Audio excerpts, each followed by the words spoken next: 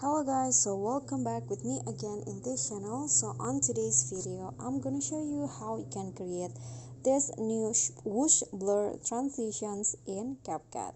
So you need to at least prepare at least 2 clips and import them to Capcut.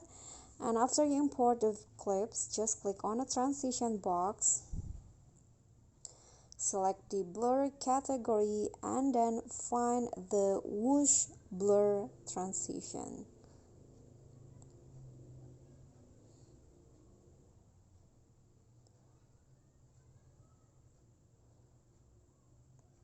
Okay, this one, and adjust it only for 0.3 seconds. Click on a check icon, and now click on a second clip, go to animations, and then find the exposure shows in the in category. Okay, this one's right here, and adjust it for 0.7 seconds. Click on a check icon and you are done. So here is the whoosh blur transition. Okay, so that's all for me. Thank you so much for watching. If you got any question, feel free to drop them in a comment.